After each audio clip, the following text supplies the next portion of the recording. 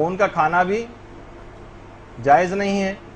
اور عام طور پر یہ جو گلی محلوں میں جو خون معمولاً جو نکلتا ہے اور یہ پڑا ہوا نظر آتا ہے، یہ بھی نجس ہے. البتہ جانور کے جسم میں اس کے بعد معمولاً جتنا خون نکل جاتا ہے اس کو نکلنے کے بعد جو خون جسم میں رہ جاتا ہے وہ پھر نجس نہیں ہوتا. صرف یہ جو باہر نکل جانے والا خون جو ہے یہ نجس ہے.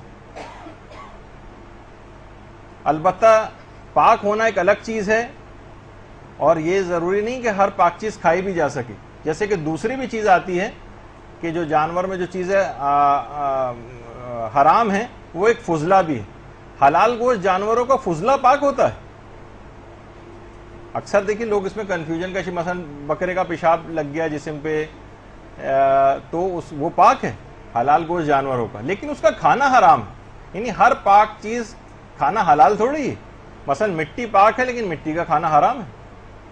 وہ صرف جو خاک شفا ہے اس کی ایک الگ سے استثناء آیا ہے، یعنی ایکسیپشن ہے، ورنہ معمولاً ہر مٹی کا کھانا جو ہے وہ جائز نہیں ہے. تو بہرحال اسی طریقے سے جیسے عام طور پر مرغی، اونٹ اور بھیڑ بکری یا چڑیا وغیرہ کا جو فضلہ کپڑوں پہ لگ جاتا ہے تو آپ کو واجب نہیں ہے کہ اسے پاک کریں، انہی کپڑوں کے ساتھ نماز بھی پڑھی جا سکتی. اور کچھ اور بھی چیزیں ہیں کہ جو کہ ان کی پوری ایک لسٹ ہے جو مولانا آپ کو اپنی تقریر کے اندر آپ خود ہی سن لیں گی، تو اس وجہ سے میں ابھی فی الحال اس کا تذکرہ نہیں کر رہا.